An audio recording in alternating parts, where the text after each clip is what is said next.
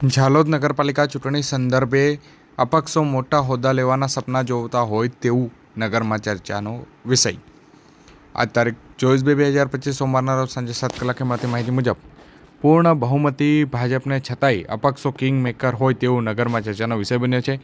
ઝાલોદ નગરપાલિકાની ચૂંટણી યોજાય તેમાં ભાજપને 28 પૈકી 17 અને અપક્ષને 11 સીટો મળેલ હતી। ભાજપને પૂર્ણ બહુમતી મળતા મોટાભાગના ચૂંટાયેલા ઉમેદવારો ભૂગર્ભમાં ઉતરી ગયા હતા, જેમાં ભાજપ અને અપક્ષ બંને ઉમેદવારો ગાયબ રહેતા નગરમાં અનેક ચર્ચાઓએ જોર પકડ્યું હતું। નગરોમાં ચાલતી ચર્ચાઓ મુજબ ભારતીય જનતા પાર્ટીના 10 ઉમેદવાર અને અપક્ષના 8 ઉમેદવારો ભાજપ કહેશે તે રીતે સમર્થન આપીશું તેવો એક લેટર પણ વાયરલ થયો હતો। 10 ભાજપના કેમ સમર્થન આપી રહેલ છે, બીજા 7 ઉમેદવારો કોઈ વિરોધ કરી રહેલ છે કે શું, તે પણ એક મોટો સવાલ છે। અને અપક્ષો ભાજપને સમર્થન આપશે એટલે અપક્ષો કોઈ મોટા હોદ્દા જોઈ રહ્યા છે કે શું? ભાજપ પાસે પૂર્ણ બહુમતી હોવા છતાં અપક્ષોને લઈને કેમ ભૂગર્ભમાં ઉતરી ગયેલ છે? ભાજપમાં 2 જૂથ પડી ગયેલ છે કે શું?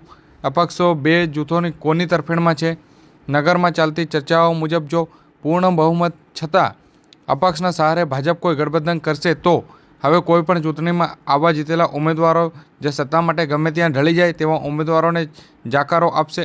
હાલ તો નગરમાં રોજે રોજ ફક્ત નગરપાલિકા પ્રમુખ કોણ બનશે તેની ચર્ચા ચાલી રહી છે અને હવે જોવાનું એ રહ્યું કે ભાજપ પૂર્ણ બહુમતીથી વટ સાથે સરકાર બનાવશે કે નગરજનોને મુક્ત બનાવી અપક્ષ સાથે નગરપાલિકા પર રાજ કરશે।